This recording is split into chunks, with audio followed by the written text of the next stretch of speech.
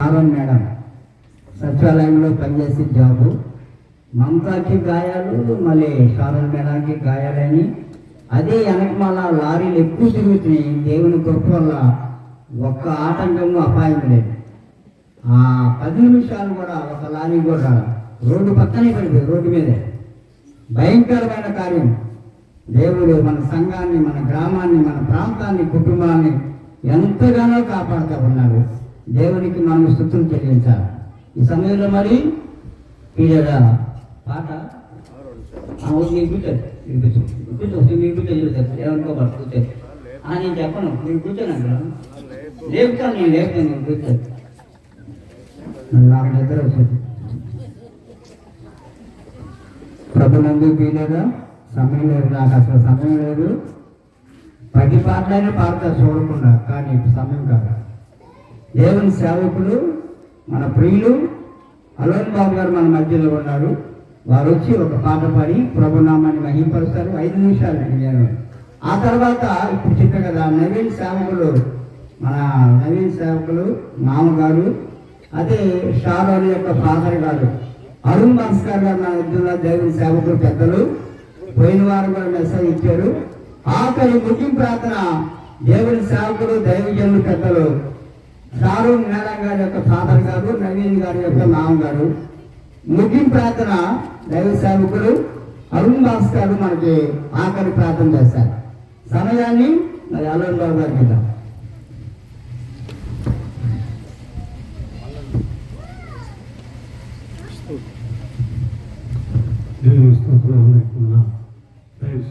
చెప్పినటువంటి మత్తయి సువార్త 24వ అధ్యాయంలో ఆ యొక్క రాకడకు సంబంధించినటువంటి సందర్భాన్ని ప్రభువారు సమయాన్ని వివరించారు.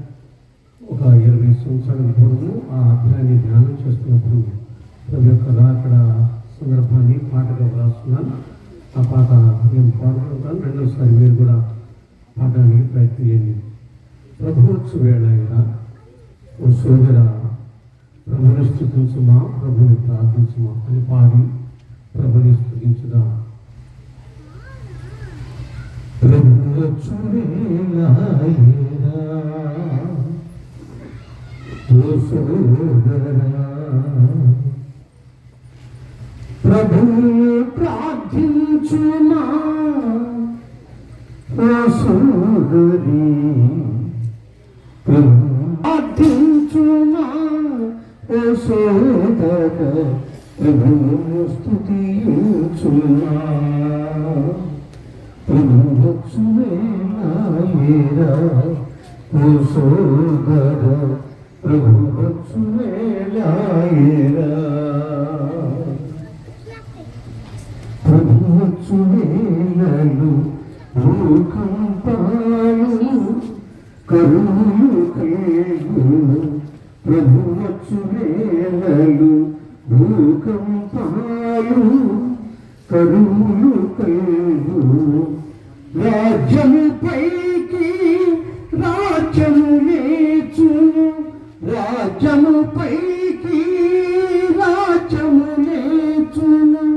జనముల మీదికి జనములు లేచును. ప్రభువచ్చు వేళ ఓ సోదర, ప్రభువచ్చు వేళ. ఆదినమైనను ఆఖటి అయినను తెలియదు నీకు. ఆదినమైనను ఆఖటి అయినను తెలియదు నీకు. మెలకువ కలిగి ప్రార్థించమన్నాడు, మెలకువ కలిగి ప్రార్థించమన్నాడు. ఈ దినమే నీవు మేల్కొనుము సోదరా, ఈ దినమే నీవు మేల్కొనుము సోదరి. ప్రభువచ్చు వేళ ఓ సోదర, ప్రభువచ్చు వేళ. అంతము వరకు సహించువాడే రక్షణ పొందు పంతములకు సహించువాడే రక్షణ పొందు ఈ రాజ సువార్త సకల జనులకు ఈ రాజ సువార్త సకల జనుల ఓ సోదర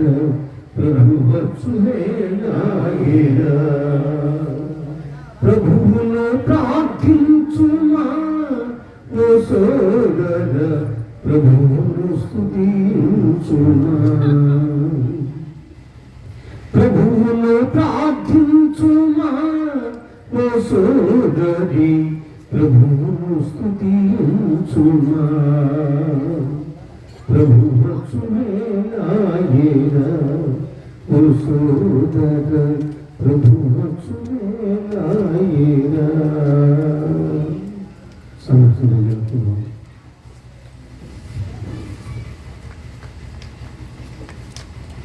మరి మొదటి వర్తమానం అందించిన నంద్యాల జిల్లా నుంచి వచ్చిన వాడల గ్రామస్తులు సహోదరు శ్రీని గారిని బట్టి కుడికి తరపున వందనాలు తెలియజేస్తూ ప్రత్యేక పాట పాడిన అలోని బాబు గారికి కూడిక తరపున ప్రత్యేకమైన వందనాలు తెలియజేస్తా ఉన్నాం. మరి రెండవ ప్రాముఖ్యమైన వర్తమానం కొరకు మనం సిద్ధపడతాము. మరి రేపల్లి ప్రాంతం నుంచి వచ్చిన జోసెఫ్ గారు మరి మనకి రెండవ వర్తమానం అందించడానికి సిద్ధంగా ఉన్నారు కనుక వారిని ప్రేమపూర్వకంగా ఆహ్వానిస్తా ఉన్నాం. రేపల్లి నుంచి వచ్చినటువంటి పెద్దలు జోసెఫ్ గారు సేవకులు రెండవ వర్తమానం అందిస్తారు. 30 నిమిషాల వర్తమానం అనంతరం మూడవ వర్తమానం కూడా మనకున్నది కనుక దయచేసి అందరం శ్రద్ధగా ఆలకిద్దాం. పిల్లలందరూ దయచేసి నిశ్శబ్దంగా ఉందాం. మరి ఎవరు అటు ఇటు తిరగొద్దు.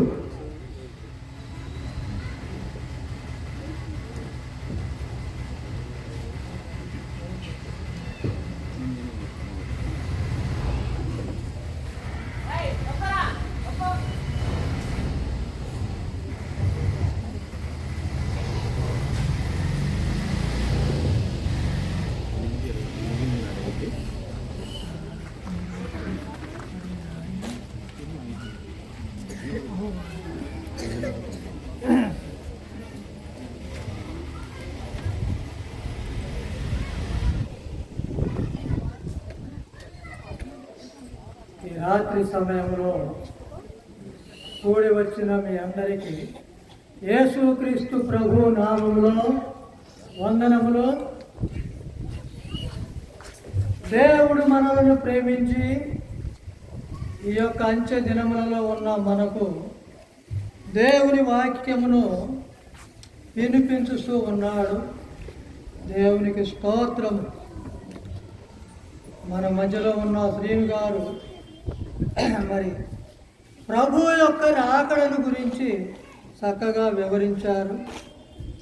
120 సంవత్సరములు నోవహు సువార్తను ప్రకటించిన దానిని లక్ష్యము చేయరు.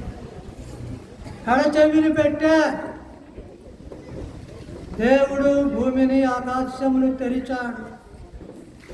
నీళ్లు వచ్చినవి, వాడ పైకి లేచింది. కొట్టుకొని పోయేటప్పుడు ప్రజలు అరిచా, ప్రజలు భయభ్రాంతులయ్యా.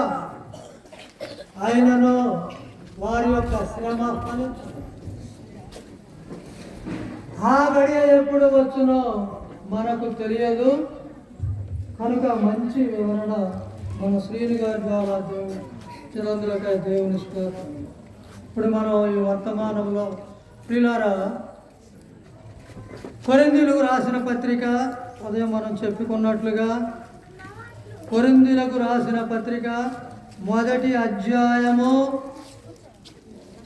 సమయం అరగంటే ఉంది కనుక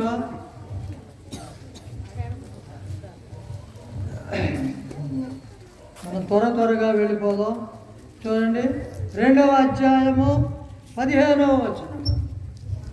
ఉదయకాలంలో ఆత్మ సంబంధి అయిన వాడు అన్నిటినీ వివేచించును గాని అతడి ఎవరి చేత వివేచింపబడ్డడు. ప్రభు మనస్సును ఎరిగిన ఆయనకు బోధింపగలవాడెవడు. చాలు. సహోదరులకు వందనాలు.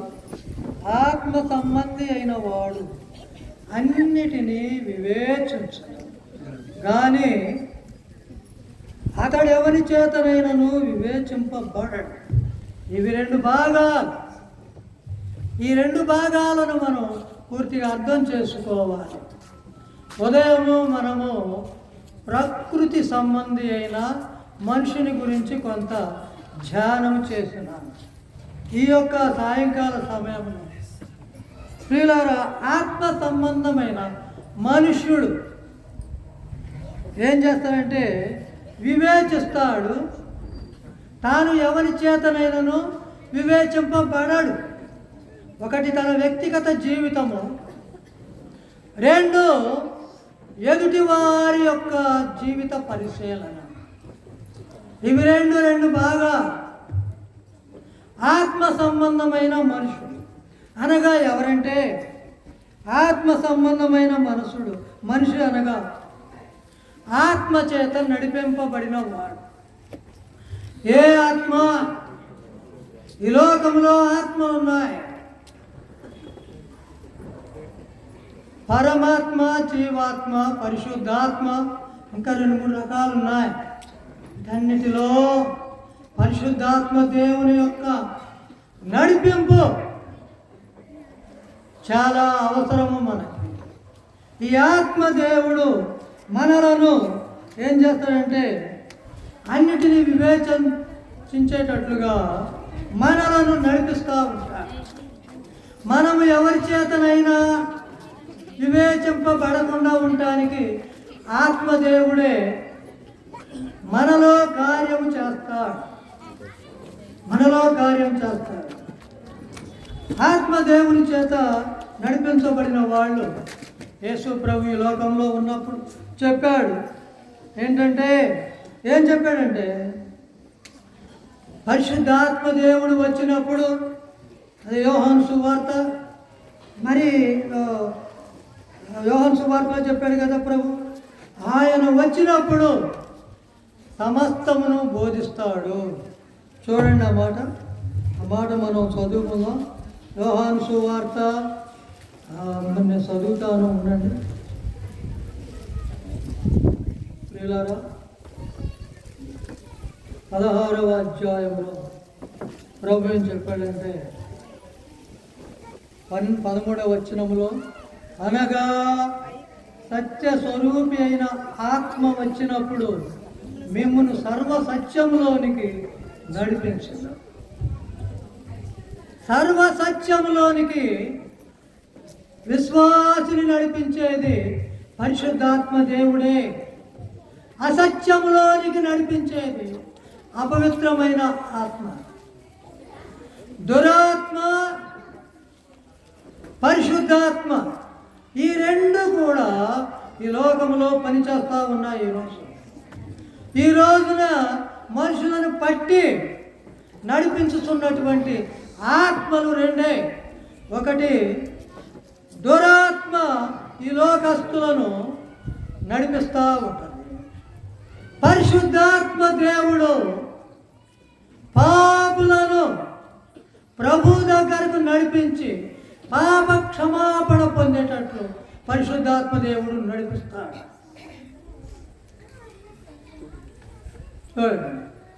ప్రియులార, కనుక ఈ యొక్క మరి వ్యత్యాసమును మనం తెలుసుకొని ఉండాలి.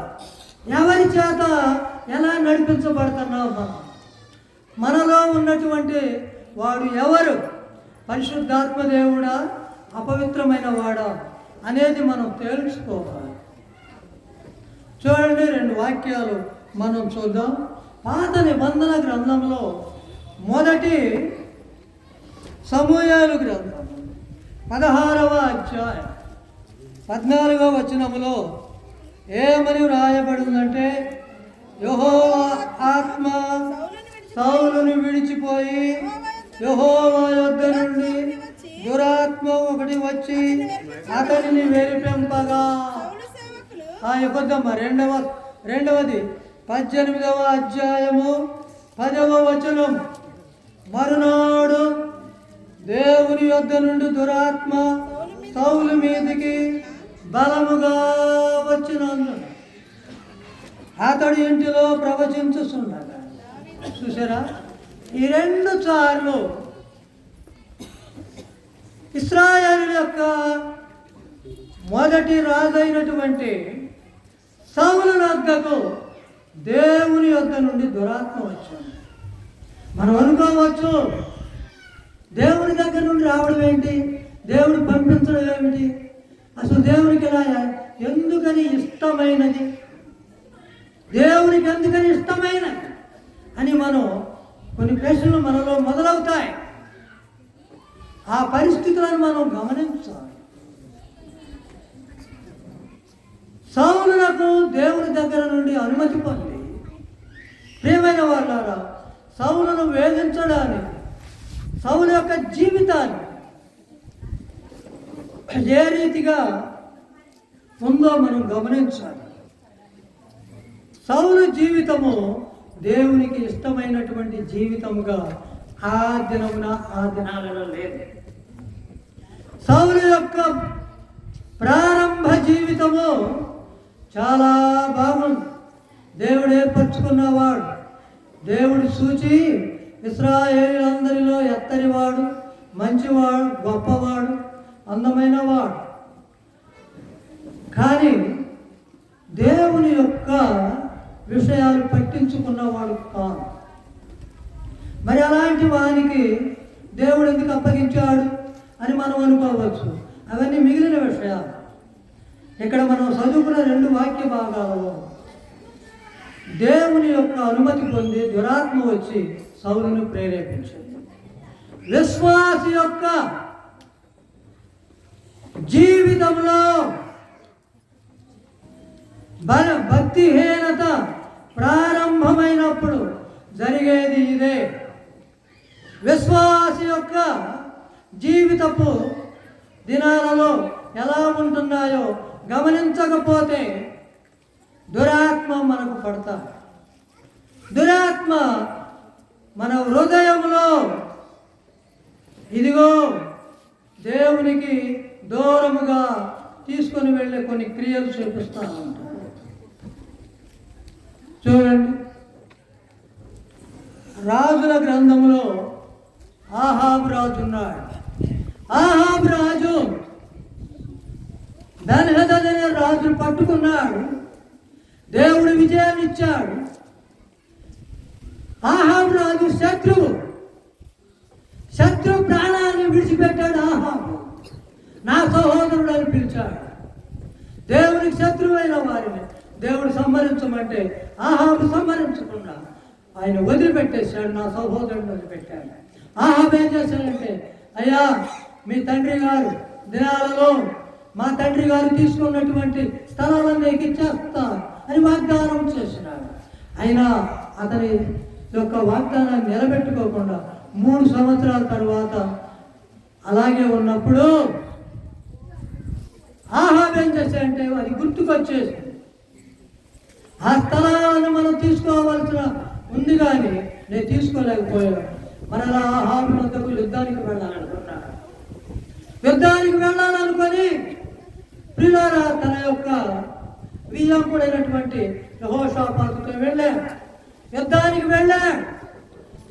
వెళితే జరిగింది ఏంటంటే, ఆహాబు వెళ్ళేటప్పుడు తాను పోషించుతున్న ప్రవక్తలు ఇదిగో దేవుని దగ్గర నుండి పర్మిషన్ పొంది ఒక ఆత్మ వచ్చి అతను పోషించుతున్న ప్రవక్తలతో నివసించి ప్రవచించారు. అబద్ధపు ప్రవచన. రాజా నీవు వెళ్ళు, ఇదిగో ఈ ఇనుప కొమ్ములతో పొడిచి శత్రువులను నశింపజేస్తావా. ప్రియులారా, ఆహాబుని పోషిస్తున్న ప్రవక్తలు ప్రవచించారు. అక్కడ మేకయ అనేటువంటి ఒక దైవ ప్రవక్త ఉన్నాడు. చాలా భయభక్తులు కలిగిన వాడు. ఆయన ఏమన్నాడంటే, ఆయనంటే ఆహాబుకి కడుపు మంట. ఎవరైనా కనుక మన సహోదరులు చెప్పినట్లుగా న్యాయం మాట్లాడితే వారికి నచ్చదు, నిజము మాట్లాడితే నచ్చదు. మేకాయ అనే ప్రవక్త ఏం చెప్పాడంటే చూద్దామా? 1 రాజుల గ్రంథం చూడండి. మొదటి రాజుల గ్రంథం చూడండి 22వ అధ్యాయం 19వ వచనం. యెహోవా సెలవిచ్చినదేమనగా, మిచ్చిన మాట ఆలకించము. యెహోవా సింహాసనాసీనుడై ఉన్నాడు, పరలోక సైన్యమంతయు ఆయన కుడి పార్శ్వమున ఎడమ పార్శ్వమున నిలిచి ఉంట నేను సూచితిని. ఆహాబు రమోత్కిరాజు మీదికి పోయి అక్కడ ఓడిపోవునట్లుగా ఎవడు అతనిని ప్రేరేపించినను. యెహోవా సెలవీయగా ఒకడు ఈ విధముగాను ఒకడు ఆ విధముగాను యోచన చెప్పుచున్నాడు. అంతలో ఒక ఆత్మ ఎదుటికి వచ్చి యెహోవా సన్నిధిని నిలువబడి, నేను అతనిని ప్రేరేపించగలనగా, యెహోవా ఏ ప్రకారము నీవు అతనిని ప్రేరేపించుదువని అతని అడిగాను. అందుకు అతడు, నేను బయలుదేరి అతని ప్రవక్తల నోట అబద్ధమాడు ప్రవక్తగా ఉందని చెప్పగా. చూసారా, దేవుని యొక్క అనుమతి వచ్చినటువంటి దురాత్మ మాట ఆహాబు విన్నాడు. ఆహాబు జీవితం ఎలా ఉన్నది? చెడిపోయి ఉన్నది. హృదయం చెడిపోయింది, ప్రియుల మనసు చెడిపోయింది, తన కన్నులు చెడిపోయినాయి. కన్నులతో తన యొక్క రాజ్యంలో ఉన్నటువంటి ఒక చిన్న పొలమునకు అధికారి అనేటువంటి నాబోతు పొలాన్ని చూచాడు. అది నాకు కూర మొక్కలకు కావాలని ఆశించాడు. కూర మొక్కలకు కావాలని ఎదుటివారి పొలాన్ని ఆశించాడు. ఆ పొలం ఇవ్వలేనని ఆ యొక్క నాబోతు గారు దేవుని యందు భయభక్తులు కలిగిన వారు. చెప్పినందుకు నాబోతు యొక్క నిండు ప్రాణాన్ని బలిగొన్నవాడు ఆహాబు. ఆ జీవితమును దేవుడు ఎలా మరి ప్రేమిస్తాడు చెప్పండి మీరు? ఏ విశ్వాసి అయినా దేవుని స్వాధీనంలో లేకపోతే అతని దగ్గర దురాత్మ పని చేస్తాడు. జాగ్రత్తగా ఉండాలి. విశ్వాసులమైన మనము ఎలా పడితే అలా మాట్లాడకూడదు, ఎలా పడితే అలా ఆలోచన చేయకూడదు, ఎలా పడితే అలా మన యొక్క క్రియలు ఉండకూడదు. ఆ క్రియలు దేవునికి సంబంధించినట్టుగానే ఉంటాయి, కానీ వాటి వెనుక దురాత్మల యొక్క ప్రేరేపణ ఉంటుంది. ఇప్పుడు ఈ యొక్క ఆహాబు గారు చూడండి ఇక్కడ మరి ఏమని ప్రవచించాడు? 23వ వచనం, యెహోవా నిన్ను గూర్చి కీడు యోచించి నీ ప్రవక్తల నోట అబద్ధమాడు ఆత్మను ఉంచి ఉన్నాడు. మేకయా ఇట్లనగా కెనాయన కుమారుడైన సిద్కియా అతని దగ్గరకు వచ్చి, నీతో మాట్లాడుటకు యెహోవా ఆత్మ నా యొద్ద నుండి ఏ వైపుగా పోయేనని చెప్పి మేకయాను చంప మీద కొట్టెలో. చూసారు, చంప దెబ్బలు తిన్నటువంటి మేకయ ఎంత ధన్యుడు.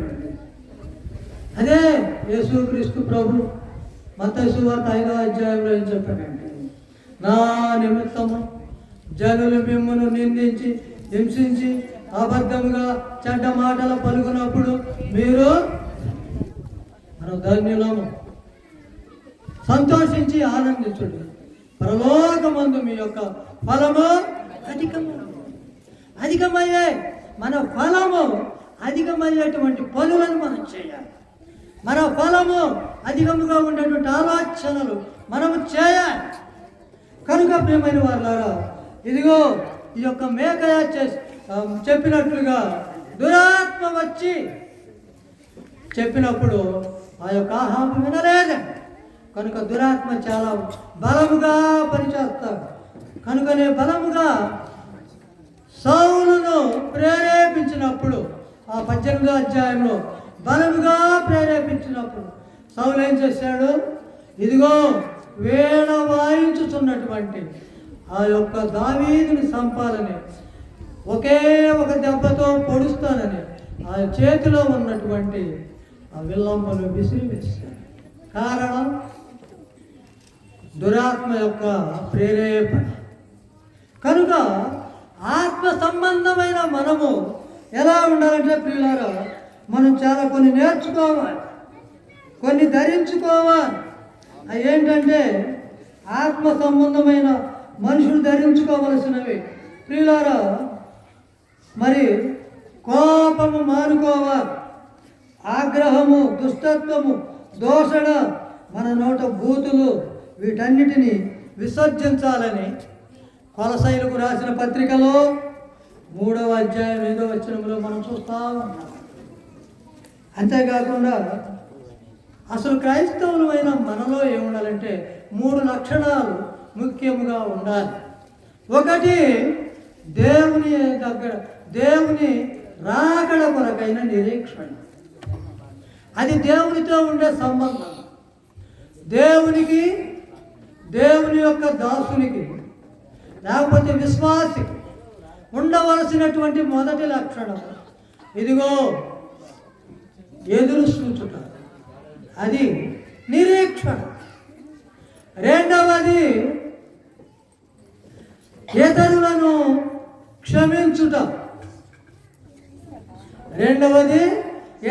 క్షమించుట. మూడవది పొరుగు వారిని ప్రేమించుట. ఇవి 3 చాలా ప్రాముఖ్యమైన విషయాలు. ఈ 3 కనుక క్రైస్తవ జీవితంలో లేకపోతే క్రైస్తవ జీవితంలో ఎదుగుదల ఉండదు.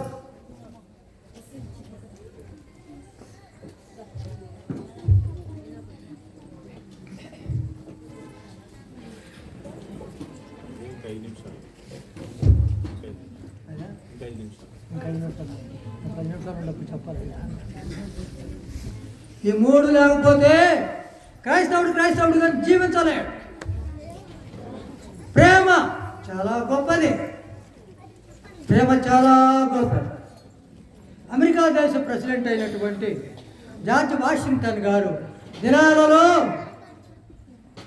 ఒక గొప్ప విషయం జరిగింది. అదేంటంటే తనతో పాటు ప్రియులారా చదువుకున్నాడు పీటర్ అనే వ్యక్తి, జార్జ్ వాషింగ్టన్ గారు. ఇద్దరు చిన్నప్పటి నుండి స్నేహితులు. వాళ్ళు ఏం చేశారంటే మొదటి తరగతి నుండి కాలేజీ వరకు కలిసే చదువుకున్నారు. కాలేజీ తర్వాత ఈ పీటర్ అనే ఆయన ఏం చేశాడంటే ఒక క్రైస్తవునిగా జీవించడానికి జీవిస్తా దేవుని పిలుపునందుకొని ఒక సేవకుడైనాడు. జార్జ్ వాషింగ్టన్ గారు తన జీవితంలో మంచి ప్రెసిడెంట్ అయినాడు, దయాపరుడైనటువంటి ప్రెసిడెంట్.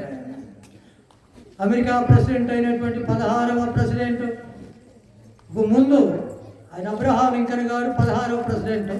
మొదటి ప్రెసిడెంట్ అయినటువంటి జార్జ్ వాషింగ్టన్ గారు చాలా సంవత్సరాల తరువాత ఈ యొక్క పీటర్ గారు వచ్చాడు. చాలా మైళ్ళ నుంచి వచ్చాడు, చాలా దూరం నుండి వచ్చాడు. వచ్చేసరికి ఈ యొక్క జార్జ్ వాషింగ్టన్ గారికి చాలా సంతోషం వేసింది, చాలా ఆనందించాడు. పీటర్ గారు చాలా మంచిది, మన ఇద్దరు కలిసి జీవించినటువంటి దినాలు నిన్ను చూడగానే నాకు గుర్తుకొస్తున్నాయి. నీ రాకకేంటో ఎందుకని వచ్చావు మరి నాకు చెప్పండి అని చెప్పని ఆయన అడిగేసరికి ఆ జార్జి గారిని ఆ పీటర్ గారు ఏమన్నాడంటే, స్నేహితుడా, నేను ఒక కోరిక మీద వచ్చాను, ఆ కోరిక నీవు మన్నించి తీర్చాలి అన్నాడు. అంటే అప్పుడు వాషింగ్టన్ గారు ఏమన్నాడంటే, ఆ కోరిక ఏంటో నువ్వు చెప్పు అన్నాడు. వాగ్దానం చేయలేదు, నేను తీరుస్తానని వాగ్దానం చేయలేదు, కానీ ఆ కోరిక ఏంటో నువ్వు చెప్పు అన్నాడు. నా కోరిక మన్నించి తీరుస్తామని ఆశతో వచ్చాను అన్నాడు. చెప్పండి అన్నాడు. ఆయన ఏం చేశాడంటే, రేపటి దినమున ఉరి తీయబోయే డాన్ అనే వ్యక్తిని నీవు ఉరి తీయాలని అనుమతించావు. అతను అతడు ఉరి తీయబడకుండా అతన్ని క్షమించి విడిచిపెడతావని నేను నిన్ను కోరటానికి ఆశించి, నిన్ను బతిమలాడటానికి ఆశించి ఎన్నో వేల మైళ్ళ నుండి నేను వచ్చానని చెప్పి అన్నాడు. అప్పుడు వాషింగ్టన్ గారు ఏమన్నాడంటే, స్నేహితుడా, నువ్వేదైనా కోరు కానీ నీ స్నేహితుడు మాత్రం నేను విడిపించలేను, దానితో నువ్వేమీ అనుకోబోకన్నాడు. అప్పుడు పీటర్ గారు ఏమనంటే, ఆగో, ఇదిగో వాషింగ్టన్ గారు, ఆ డాన్ అనే ఆయన నా సేవకు పెద్ద ఆటంకపరుడు. నా సేవకు దినదినము పరిచి నన్ను అగౌరవపరిచి నాకెంతో ఒక ముళ్ళుగా ఉండి నా యొక్క సేవను ఎంతగానో ఆటంకపరిచాడు. అలాంటి వ్యక్తి నాకు శత్రువు ఆయన. కానీ ఆ శత్రువు మరణించి నరకానికి వెళ్ళటం నాకు ఇష్టం లేదు. కనుక దయచేసి శత్రువు మరణించడం నాకు ఇష్టం లేక నేను నీ దగ్గరకు వచ్చాను. కనుక నువ్వు మన్నిస్తావని చెప్పి నేను ఆశపడుతున్నాను అని బ్రతిమలాడా. అప్పుడు వాషింగ్టన్ గారు ఏమనంటే, ఓహో, క్రీస్తు ప్రేమ లాంటి ప్రేమ నీలో చూశాను కనుక ఇదిగో నీ శత్రువుని వెళ్ళి విడిపించుకొని క్షమాపణ పత్రాన్ని వ్రాసి అప్పటికప్పుడే ఇచ్చాను. ఆ క్షమాపణ పత్రం తీసుకొని పీటర్ గారు జైల్లోకి వెళ్ళాడు. జైల్లోకి వెళ్ళి ఆ డాన్కి చూపించాడు. మొట్టమొదట ఆ జైలధికారికి చూపించాడు.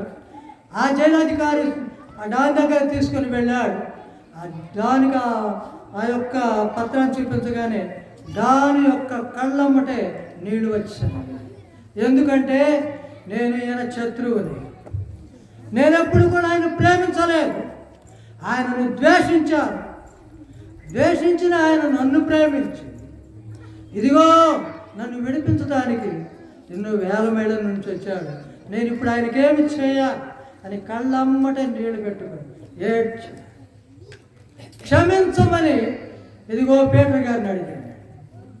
ఆ క్షమాపణ పత్రం అధికారికి అప్పగించి లోపలికి వెళ్ళి శత్రువైనటువంటి డాన్ గారి భుజము మీద చెయ్యి వేసి వాళ్ళిద్దరూ కలిసి నడిచి వస్తుంటే, ప్రియులారా, ఆ యొక్క సందర్భం చూసిన వారందరూ కూడా సంతోషించారు, ఆనందించారు. ఎందుకంటే క్రైస్తవ ప్రేమ అలాంటిది. మనం ప్రేమించాలి, శత్రువుని ప్రేమించాలి. అందుకనే ప్రభు కూడా కోరినట్లంటే నీ శత్రువుని ప్రేమించాలి. ఆకలి చూడండి, రోమా పత్రికలు అయిపోయిందా?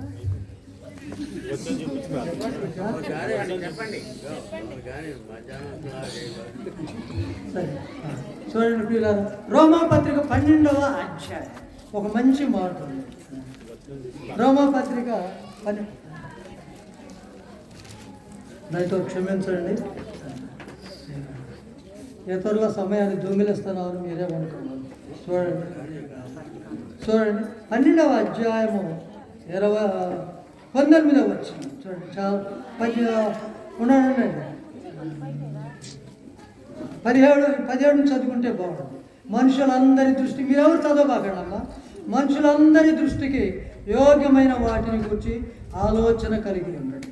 శక్యమైతే మీ చేతనైనంత మట్టుకు సమస్త మనుషులతో సమాధానంగా ఉండండి. ప్రియులారా, మీకు మీరే పగ తీర్చుకొనక దేవుని ఉగ్రతకు సోటియుడు. పగ తీర్చుట నా పని, నేనే ప్రతిఫలమిత్తును అని ప్రభువు చెప్పుచున్నాడని వ్రాయబడి ఉన్నది.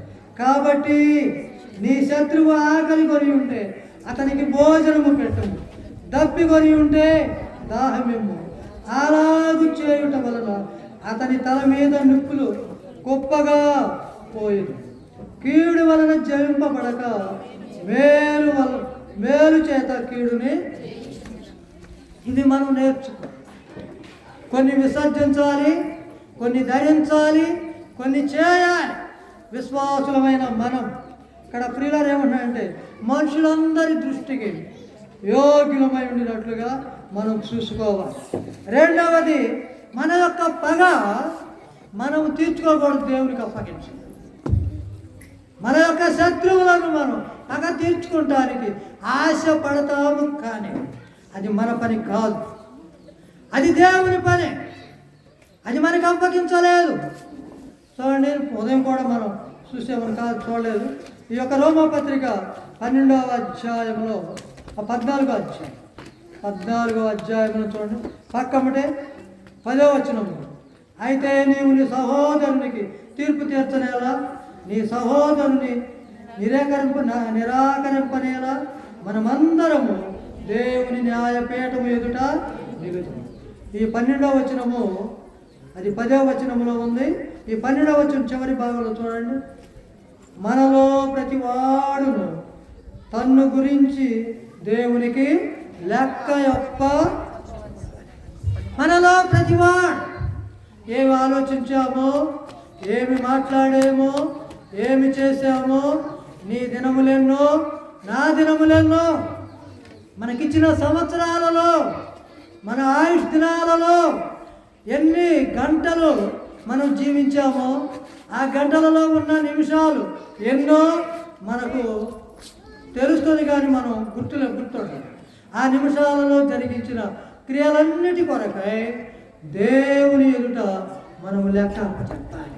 కనుక జాగ్రత్తగా ఉండి మనలను మనము ప్రియులారా వెనుకకు తిరిగి ఒకసారి ఆలోచన చేసుకుని ఈ రాత్రి దేవుని ఎదుటకు వచ్చి, ప్రభువా నేను ఎలా ఉన్నానని దేవునిని అడిగి క్షమాపణ పొంది దేవునికి ఇష్టంగా జీవించుటకు దేవుడు మనందరికీ సహాయం చేయను.